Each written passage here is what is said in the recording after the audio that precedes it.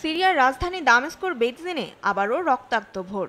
দখলদার ইসরায়েলি বাহিনীর অনুপ্রবেশ ও গোলাবর্ষণে হতাহত অনেক।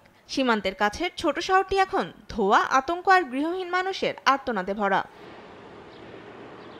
শুক্রবার রাজধানী দামেস্কর সীমান্তবর্তী বেইজিন শহরে ইসরায়েলি সেনারা প্রবেশ করলে সেখানে গোলাগুলি ও সংঘর্ষ ছড়িয়ে পড়ে। এ সময় শহরটিতে ক্ষেপণাস্ত্র হামলা চালায় ইসরায়েল। এতে নিহত হন বেশ কয়েকজন সিরিয়ান। আহতের সংখ্যা অনেক। গোলাগুলির ঘটনার পর আশ্রয়ের খোঁজে শহরটি ছেড়ে আশেপাশের নিরাপদ এলাকায় পালিয়ে যান বহু পরিবার। 1967 সালের আরব ইসরায়েল যুদ্ধের পর থেকে সিরিয়ার গোলান মালভূমি দখল করে রেখেছে ইসরায়েল।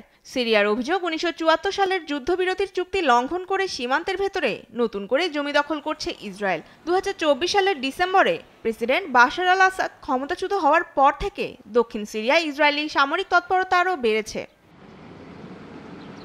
শুধু স্থল অনুপ্রবেশ নয়, বহু বছর ধরেই সিরিয়ার ভেতর লক্ষ্য করে বিমান হামলা ও ক্ষেপণাস্ত্র হামলা চালিয়ে আসছে ইসরায়েল। স্থানীয় প্রশাসনের তথ্য মতে চলতি বছরে দামেস্ক সহ বিভিন্ন গুরুত্বপূর্ণ স্থাপনায় হামলার সংখ্যা বাড়িয়েছে তারা। এতে সিরিয়ার প্রতিরক্ষা মন্ত্রণালয় সহ বিভিন্ন সামরিক স্থাপনা ক্ষতিগ্রস্ত হয়েছে এবং বেশ কয়েকজন সিরীয় সেনা নিহত হয়েছেন বলেও জানান তারা।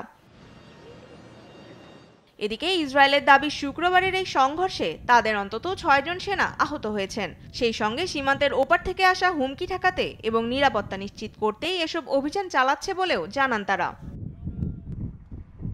অন্যদিকে সিরীয় কর্তৃপক্ষ এবং মানবাধিকার সংস্থাগুলো বলছে, ইসরায়েলি অনুপ্রবেশ, গুলি ও অভিযানের নামে সাধারণ মানুষকে ভয় দেখানো, জোরপূর্বক আটকে রাখা এবং অবৈধ গ্রেপ্তারের ঘটনা দিনের পর দিন বেড়েই চলেছে। তনিমা ইসলাম, নিউজ ডেস্ক, দেশ টিভি।